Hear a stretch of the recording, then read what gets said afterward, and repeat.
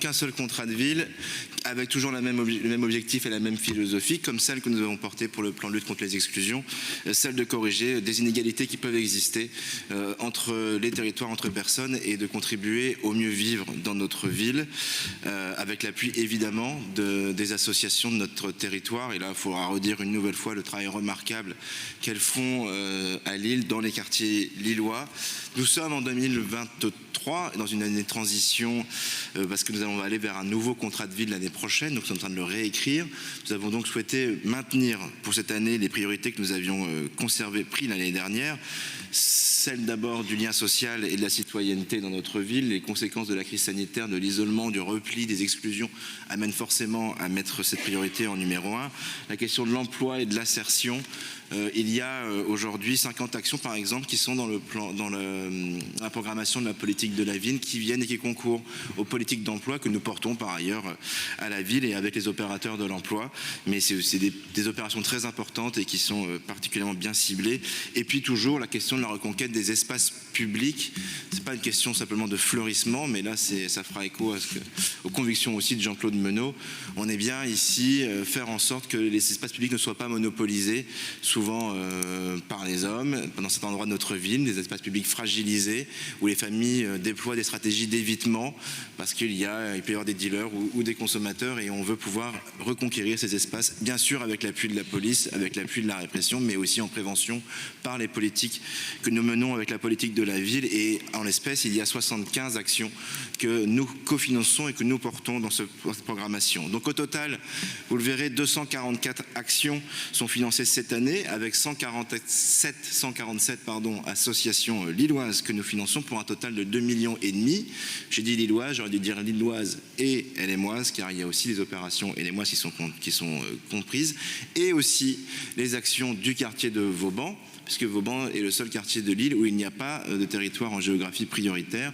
Et je vous confirme ce que j'ai déjà dû dire l'année dernière, nous porterons auprès de l'État, dans la réécriture du contrat de ville, l'intégration d'une partie de Vauban à ce contrat de ville, notamment autour de la place Catina et de l'avenue de l'Architecte Cordonnier à Vauban.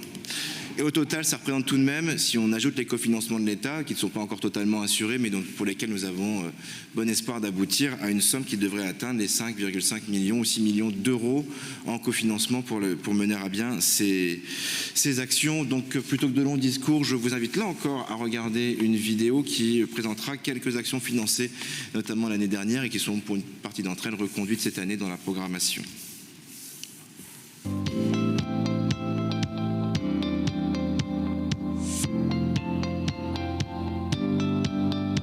Le projet Atelier et chantier participatif porté par les compagnons bâtisseurs Hauts-de-France et soutenu par la ville de Lille consiste à accompagner des personnes en situation de fragilité. Ces personnes vont être accompagnées avec la particularité qu'ont les compagnies bâtisseurs, qui consiste à faire avec. On ne fait pas à la place, mais on fait avec les habitants. On va mener différentes activités, des chantiers d'auto-réhabilitation accompagnés, des ateliers bricolage, du prêt d'outillage gratuit et des chantiers solidaires. L'une des actions principales que l'on déploie sur la ville de Lille, c'est le chantier d'auto-réhabilitation accompagnée. Cette action va consister à envoyer une équipe composée d'animateurs techniques, qui sont des professionnels du bâtiment avec une compétence de pédagogie et de transmission de savoir-faire, de jeunes volontaires en service civique et bien sûr l'habitant. Et pendant une bonne semaine, on va travailler à rénover et à réhabiliter le logement. Une des conditions du chantier ARA, c'est que le locataire participe. On leur montre les techniques de travail et ils participent. Chez les compagnons bâtisseurs, on parle souvent d'actions d'insertion sociale par le logement. Les actions que l'on va mener vont avoir un impact technique, mais aussi et surtout social. On va travailler la capacité à agir, la confiance en soi, l'autonomie. Quand on y arrive, l'impact et le résultat auprès des habitants est vraiment extraordinaire. Ça s'appelle le piano à pépère. C'est une idée qu'on a eue il y a quelques années suite à une école de l'oralité qu'on avait montée pour enfants à la compagnie Tirlaine. Et après Covid, en ayant travaillé pas mal dans les quartiers, je me suis dit qu'il y avait peut-être une nécessité de monter un projet différent autour de la musique, justement pour pouvoir faire valoir l'intelligence de ces gamins dans les quartiers populaires. Bon, le cœur du projet, en fait, ça tourne autour du piano. Pourquoi le piano? Parce qu'en fin de compte, c'est un instrument qui demande une nécessité d'harmonie et de rythmique. Un atelier, ça se déroule comme ça, c'est-à-dire qu'on a des enfants de 6, 8 ans. On arrive, on prépare le petit déjeuner pour avoir un moment de chat. Il y a toujours plein de questions que ces enfants se posent mais qui n'osent pas poser aux adultes. Mais c'est beaucoup plus facile avec Pépère, parce que Pépère il rigole, parce que Pépère il peut être sévère, mais ça reste un Pépère quand même. Après il y a des jeux aussi d'expression pour qu'ils puissent un peu exulter toute l'énergie qu'ils ont, parce qu'ils ont beaucoup d'énergie. On fait des jeux, on fait des musiques, do, ré, mi, fa, sol, la, si, do. Toute cette heure et demie de travail pour arriver justement à un humanisme et à une compréhension d'abord entre enfants et personnes âgées. Et je pense que c'est là où c'est important. Non seulement c'est intergénérationnel, et deuxièmement c'est de créer du lien dans ces quartiers. Les deux actions qu'on mène au sein de la maison de quartier d'Oisem sont le collectif Tout Ensemble, un collectif de femmes qui a pour objectif de se réapproprier l'espace public, et Oisem ça pousse, un collectif d'habitants jardiniers. Le collectif Tout Ensemble, c'est un espace de réflexion et d'action pour les femmes du quartier qui permet de s'exprimer à travers de l'activité physique ou toute activité liée à l'art en fait. On mène des activités de confiance en soi par le self-défense qui permettent aux femmes d'améliorer leur capacité d'agir en tant que femmes, et dans un deuxième temps, c'est aussi de permettre un espace de réflexion à ces femmes qui montent ensuite les projets avec nous au sein de la maison de quartier d'Oisem. Venir ici, c'est un moment de convivialité, de partage, on se retrouve entre filles. Pour la deuxième action soutenue par la ville de Lille, Oisem ça pousse, il s'agit d'un collectif de jardiniers habitants ou passionnés de jardinage dont l'objectif est de se réapproprier également l'espace public. Et l'objectif effectivement est d'initier au jardinage, de développer les gestes éco-responsables, de sensibiliser au développement durable. La finalité de ces deux projets, c'est la convivialité, le lien social, mais aussi de se rendre utile au cœur de son quartier.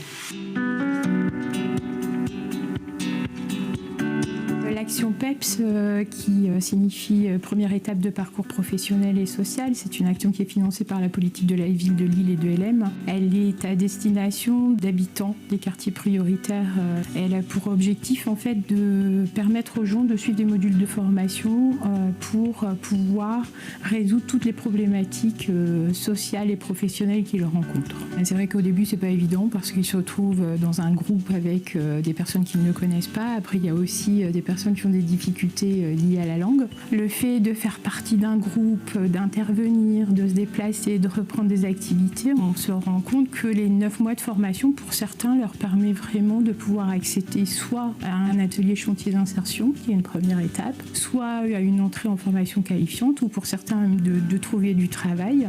Oui, c'est bien que ces actions existent parce qu'avant j'étais au chômage et maintenant j'ai pu trouver des collègues de travail, des professeurs et se remettre petit à petit dans le monde réel du travail. Sur la résolution des problématiques sociales, on est pratiquement à 100% de résolution de problématiques sociales. Après, sur de l'accès à la formation, de l'accès à l'emploi, un tiers des personnes arrivent à retrouver un emploi aidé ou un emploi classique ou alors d'entrer sur une formation.